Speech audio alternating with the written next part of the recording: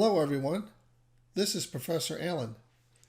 The focus of this session is on setting up your default values in Microsoft Project before you begin creating your project schedule. This is important because Microsoft Project is somewhat unforgiving if you begin creating your project schedule and later want to change your settings.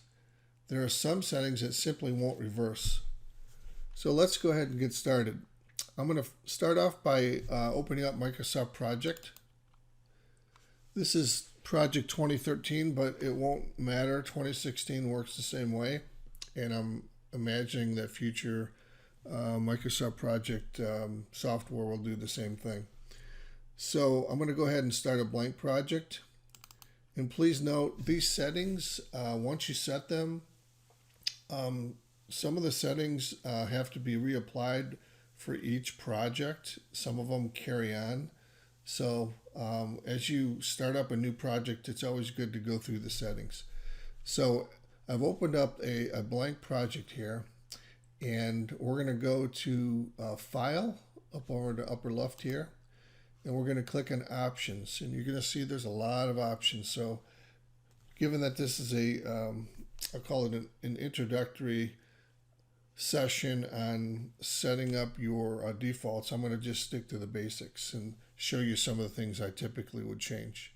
So I'm going to click on Options, and it brings up a window, and there's a whole bunch of sub windows here. So we'll start right from the top. So on the General tab, for this particular one, the only thing I usually think about changing is the date format. My preferred date format is usually month, day, year, but you see the default here has like the day of the week plus the month, day, year.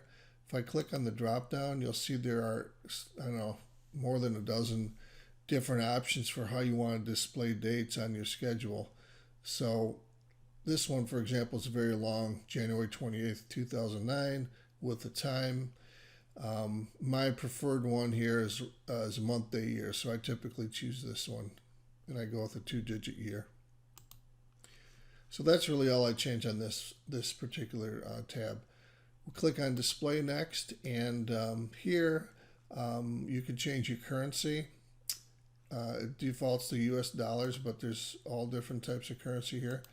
I typically take the decimals on the dollars and go to 0 because I don't really have projects where I need to worry about the cents, $275,842.12. So I don't really care a lot about the cents, so I typically change that to 0. It just takes up less space later. Next, I'm going to go to the Scheduling tab here, and this is where you can tell Microsoft Project, what your working days are for your normal work week.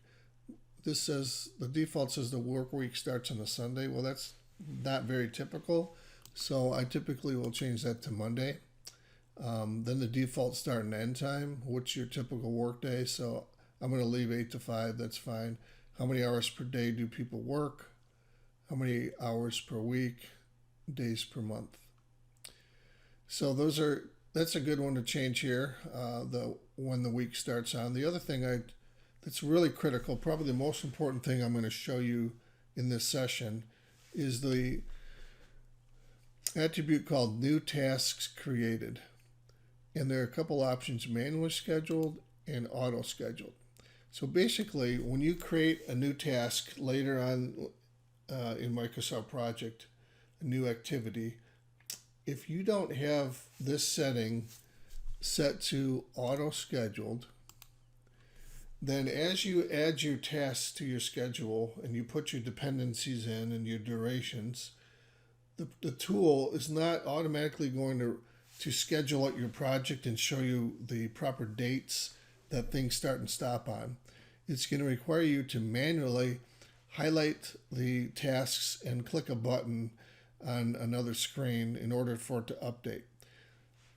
Sometimes that's important to do when you're doing some experimentation with your schedule. You don't want the scheduling tool to take over and change all of your start and end dates and based on your predecessors.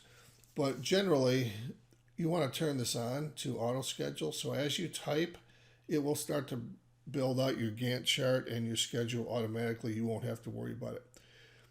If you don't have this turned on right away before you type your very first task, then if you had, that's for example, let's say you typed in 10 activities or 10 tasks, and then you realize, oh gosh, I forgot to turn this on. And then you created 40 more. You turned it on and created 40 more. Well, those 10 original tasks that you created would never auto schedule. They'd always be requiring you to manually schedule them. So you can't, once you set it up, change that. So it's important that you set this up from the beginning so that you don't create a headache for yourself later. A couple other things here.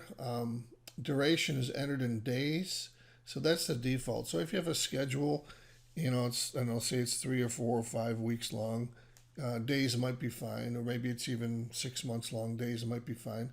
But if you get a longer schedule, you might want to think about weeks. So when you type in your task and you put in the number 2, it's 2 weeks versus 2 days. If you have a shorter schedule, let's say maybe a week or 2 long, then you might want to use hours. So as you type in your new tasks, everything would be in hours. So if you typed in 10, it would mean 10 hours versus 10 days versus 10 weeks. Also, obviously it can go up to months and minutes. I've scheduled one project in my life in minutes, but the whole project lasted just 2.5 days. It was a Friday through a Sunday. So we were scheduling the project in 15-minute increments, but that's very rare for you to do it. The default is hours. That's probably fine. And then the default task type, another one that I would think about changing, fixed units, fixed durations, fixed work. These are a little bit advanced topics for an introductory session here, of an introductory video. But I would just say I would generally pick fixed duration. What that does is if you put in a task and say that the task should take 40 hours to complete, say 1 week, it will keep it at that. It'll stay that way no matter how many resources you add to it. However, if you pick a different task type, such as fixed work or fixed units, as you add people or resources to the task and take them away, it starts messing around with your duration. So it'll start changing your 40-hour duration to 20 hours or to 42 hours or to 38 hours. And if you don't want the tool to do that, just set it to fixed duration and it'll leave your durations alone that you type in. Okay, next is proofing. I don't typically change anything here. It's for spell check and all that. Saving, it auto saves every 10 minutes. I would turn that on so you don't lose all your work.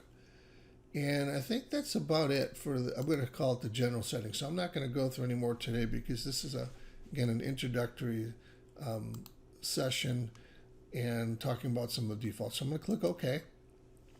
And that concludes this session around setting up your defaults. So although you can't tell from here, everything we just did is going to help you as you go forward with creating your project. So keep that in mind. Always go into File, Options, take care of all your defaults the way that you want them so you don't create yourself a headache down the road.